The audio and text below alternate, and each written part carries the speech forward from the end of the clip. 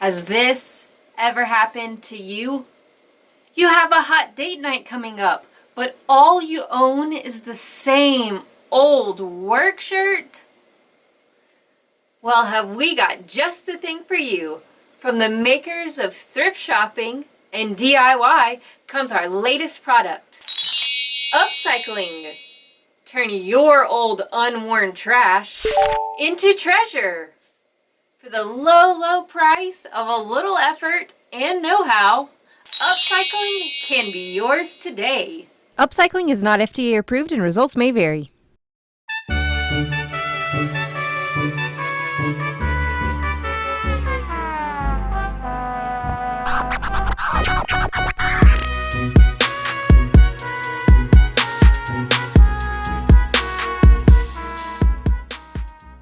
The first thing we need to do is decide what we're turning these shirts into. The gingham is definitely pulling me in a cottagecore direction once again, but our fabric is very limited. It's going to be impossible to do anything with a full skirt or puffy sleeves. So I'm thinking we need to think more date night and do something a little shorter and more fitted. Not that I haven't had amazing dates that were eating takeout sushi in my sweatpants, but you know what I mean. I was really inspired by the bathing suits that I've been seeing all summer that have the ruched tops that tie in the front. I think that creates a really flattering neckline, and I want to recreate that with the top of this dress. For the skirt, I'm thinking mini and A-line to make sure I definitely have enough fabric. You know, maybe a leg slit for some drama. And to bring in more of that cottagecore feel to match the gingham, I'm thinking of ruffles or flounce on the straps like you'd see on an apron. I want to keep it backless also for that apron feel and to once again conserve the amount of fabric I'll need to use. And I guess I'll just take it on and off using magic since I didn't draw in any closures. When sketching, the important things to include are the general silhouette and where you plan on having your seams. That way you have points of reference when you need to translate your design from sketch to pattern. This was my first time doing digital drawing, and while this is obviously not at all necessary, I have to say that the barrier for entry was lower than I expected. I'm using the Huion Inspiroi 1060p tablet. I found this online for under $100. It was easy to install, and that plus Photoshop is all I really needed to get started. I love to joke all the time that Photoshop expects you to learn how to use it by already knowing how to use Photoshop, but it actually didn't take me too long to figure out how to use different layers and brushes, even though I still couldn't figure out how to use the fill tool. I'm obviously not using the program and the advantages of digital drawing to their full efficiency, but I already love how easy it is to redo the lines and erase mistakes and isolate the sketch layer from the outline from the coloring, although I'm still figuring out that shading. The next thing to do is to disassemble the shirt into usable pieces of fabric. Now, sustainability is a large part of what I hope to share on this channel, but there is another side to that, accessibility. Often the two are portrayed in opposition to one another. You know, sustainable brands are less affordable and therefore less accessible. True, but this does not mean that sustainably made clothes are overpriced. Mina Lee on YouTube has a video that does a really great job of breaking all this down, and I'll link it in the comments. But the gist is that materials cost money, and the labor to make those materials deserves to be properly compensated. Here I'm using painter's tape to transfer the silhouette and seams from the sketch onto my dress form. Then once I have that done, I can begin draping the fabric and figuring out the shapes and sizes I need for the different pattern pieces. There is special tape you can get for this, but I find just cutting out pieces of painter's tape is plenty efficient. You know, we've known what a precious commodity fabric and clothing is throughout history. You can look at historical garments from royalty, like literally kings and queens, whose clothing has piecing done. Piecing is when you cut a single pattern piece into multiple sections, not really worrying about where seams may end up, in order to have the least amount of wasted fabric possible. They knew how much time and labor went into textiles, and they did whatever it took to use every available inch. The only thing that has allowed for cheap new clothing to exist at the rate that it does today is labor exploitation. Now, this doesn't change the fact that there is a discrepancy between people's disposable income, especially at the lower level like myself, and the average cost of sustainably, ethically made clothing. But that's because the average consumer isn't being paid enough. And then we have social media feeds full of these new clothing trends constantly. So it's this high pressure to frequently be buying into fashion combined with low wages and low disposable income that allows for fast fashion and labor exploitation to continue despite pretty much everyone universally being against slave labor. This is why learning to shop secondhand, learning to sew your own clothes, repurposing materials, and yes, the theme of today's video, upcycling, is some of the best ways to bridge that gap between sustainability and accessibility, other than, dismantling capitalism. Using the lines I marked on the dress form as guides, I cut the fabric into the shape I needed, as well as pinning and marking where the darts needed to go to have the dress fit smoothly in the bodice. There is something extra special and productive about upcycling something you already have. Turning something unworn from your own closet into a new piece you love is like one of the most direct forms of recycling.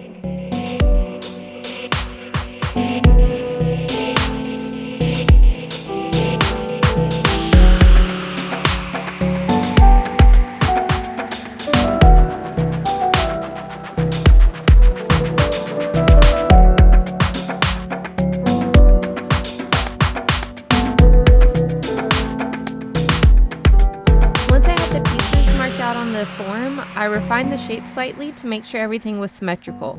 Then I cut out an identically shaped piece to use as the lining.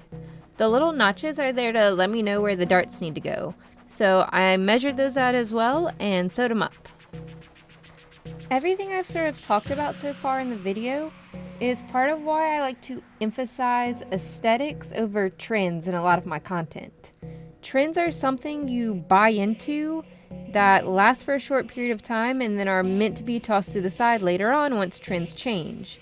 Whereas aesthetics are a way to curate a personal style in a way that can be lasting and timeless. Therefore, sustainable. Next, I cut out the side panels so that the bodice piece would fit all the way around my waist. I cut out the other side of the bust piece plus the lining, so 4 total pieces. On each side, I sewed the top and lining pieces together, leaving a little gap, and then folded them right side out to form a channel for the straps to go through.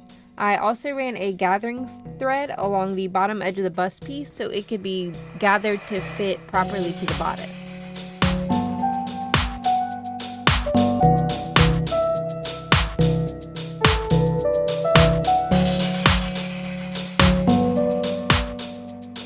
Now for the straps, since I needed them to be long and narrow, I knew it would be nearly impossible to get any sort of tool in there to turn them inside out. So what I did was take a piece of yarn and I sewed it into one of the ends of the strap. Then when I sewed the strap up, I sewed it up with the yarn inside coming out the other end. That way I then could just pull on the yarn, which would pull on the end of the strap and allow me to turn the strap inside out.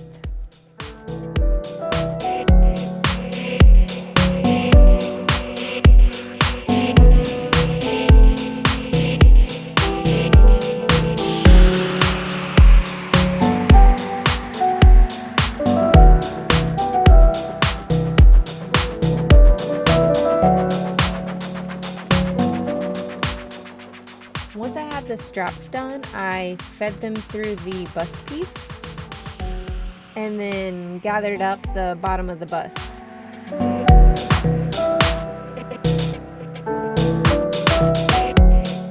I then moved over to my dress form to make sure everything was looking correct and fitting together like it was supposed to.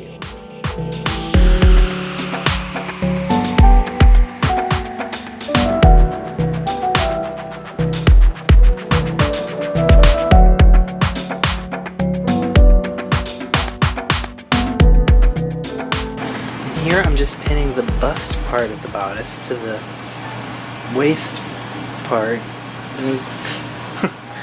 Because isn't it like your waist when it comes to sewing is not the same as like your hips? Yeah, well, right. But your waist and Kinda. hips aren't ever the same thing, are they? Sewing waist is higher than what I think most people would say if you're like, show me where your waist is at. Yeah. But I feel like everybody gets to like the smallest part of their body. No. That's your waist. If you ask the average person, like, where's your waist? No, they'll put their hands on their hips. But if you said put your hands on your hips, and then you said put your hands on your waist, people would get the difference. No, they wouldn't. I think you're... Yeah, they would. No, you're just a sewer, so you... Well, and you don't wear girls' clothes. Like, high-waisted jeans. Like, girls understand, like, where their waist is. Like, when they're, like, hip huggers. You know what I'm saying? That's true. That's true. And when you say I want pants that come up to my waist. Well, hip huggers are not your waist. Right, but when girls say I want pants that come up to my waist, they're talking about, like... Right, their belly button. So at this point, when I pinned it all together and tried it on, I was getting pretty disgruntled because it looked so cute on the dress form, but I am not the same size as my dress form, which is a fact I already knew, but for some reason chose to ignore this entire time and just hope for the best, I guess. So once I put it on myself, I was having a decent amount of fit issues. There was definitely areas that needed to be taken in along the bodice and fabric that I needed to cut out of the bust pieces to get it to fit like I wanted. But nothing some trimming and seam ripping can't fix, even though I was still kind of grumpy about having to do it.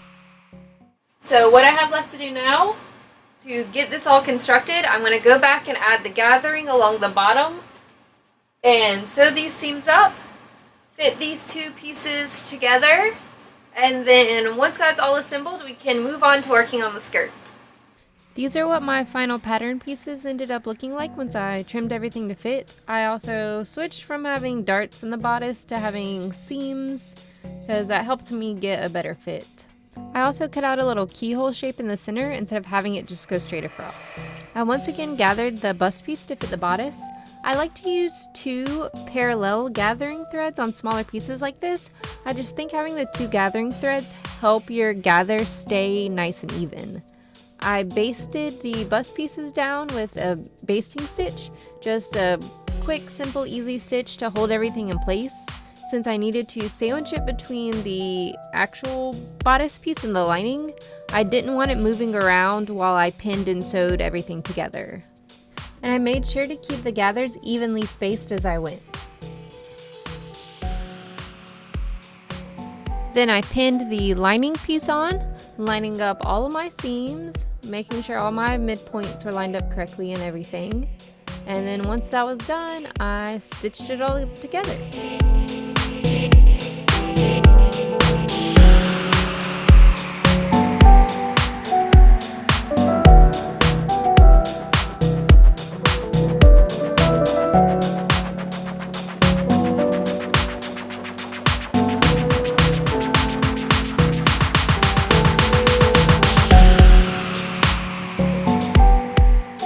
I think I've pretty much fixed all the fit issues with the top. It's no longer gaping here at the sides. There's still a little extra material here, but only nature can change that, and that's not gonna happen at this point in my life. So all that's really left to do is add the skirt onto the bottom. Overall, I'm really happy with how this looks, and I'm excited for the next steps.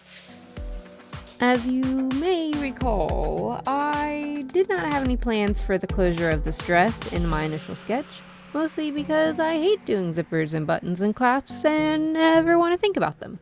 But then I had a stroke of genius, that I could use the buttons that were already on the front of the shirt as the buttons for the back of the dress. So I cut off the top of the shirt right above the first button I wanted to use, and then I pinned down the sides of the shirt, looking into the mirror, to get the shape and fit of the skirt that I wanted. Since I planned on doing French seams, I pinned it all right side out. I also just used the length the shirt already was, so I also didn't have to worry about hemming the bottom either. Because laziness is the mother of ingenuity, or whatever the saying is. I then marked out the line that I had pinned along the sides, and then cut up along that line. And now for a French seam, you're going to sew down the seam with the skirt right side out. Then once that's sewn together, you're going to cut off the excess, turn it inside out, and sew the seam again, encasing the previous seam allowance inside of that new seam so that there isn't any raw edges. And if that's really confusing, here's a diagram.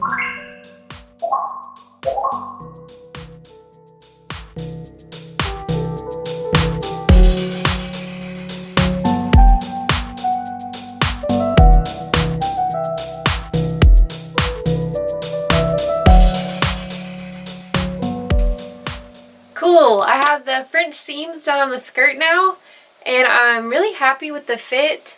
It's not gapping up weird anywhere. I'm able to move in it and bend without feeling like anything's like popping or breaking. So I think the next step is just to assemble it all together.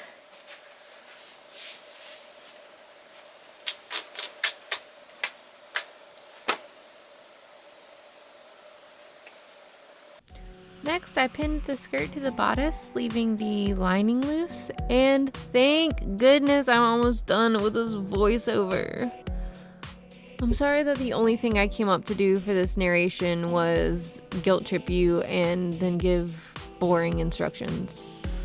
There's not even any like cat clips or TV show references. You know what? Here's one. You know how I feel about this video? It's not my favorite Video? but it is my least favorite. Video. Just kidding. Kind of. Once I had it all sewn together, I folded under the edge of the lining and I hand stitched it in place using a felling stitch so that all of the raw seams were hidden underneath and I got a nice clean finish. I did run into some additional issues with the dress, mainly that because it was backless and the straps went all the way from the bust pieces in the front to the back of the skirt, there wasn't really anything keeping the top of the dress in place, making it really finicky, and the back of the skirt kept getting pulled up. So I fixed this by changing the straps. I had the top just come around the neck as a halter top, and I added an additional strap underneath the bust that came around and tied in the back. The dress is done, but I do have this extra fabric here since I had to change up the design and I'm no longer doing the flounce. But as always, when we're looking to be sustainable and do these sort of upcycling projects, we want to make sure we're using up as much of the fabric as possible. We don't want a lot of it going to waste. So I think I am going to make a couple of accessories. Going to make a matching face mask, and I think I'm also going to make a little scarf to wear in my hair that matches the dress as well. So let's get that done and finally get to wearing this. Ta-da! The shirt has been fully transformed into a cute dress perfect for any evening. So let's go out on a date. I can ride my bike around town. It's great exercise. We made it. The environment. I can skip the traffic. For our date night, we went to Camp North End here in Charlotte. It's a really cool spot because there's a ton of different small shops and restaurants, and there's a ton of murals and public art, all done by different local artists. I definitely recommend checking it out if you're in Charlotte.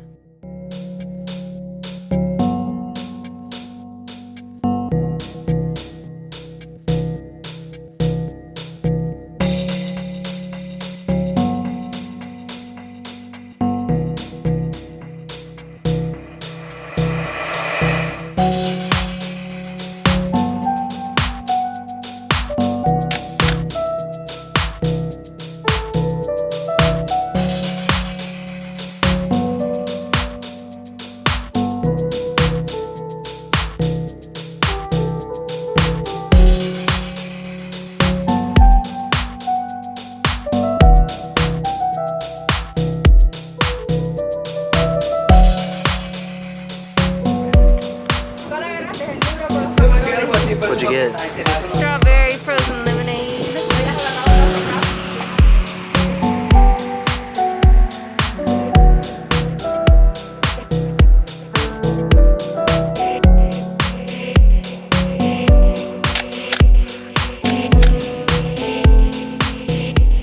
This has been a fun date. I'm gonna turn the camera around so you can see the giant storm that's blowing in right now. Yeah, it's like, oh, look how happy we are. Oh my god. That kind of looks like a tornado's about to form. Literally straight in front of us. Oh, I just felt the drop of rain. Oh god, alright. See, this will be the behind the scenes. People are like, this looks super awkward and weird. But then we'll slap up some of the pictures and they'll be like, wow, this is radical.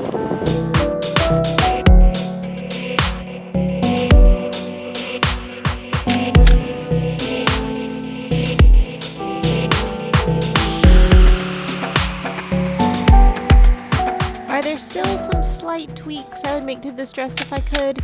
Sure, but that's not the question I should be asking myself. The question that needs to be asked is if I'm gonna wear this dress more than 2 old work shirts I had hanging in my closet.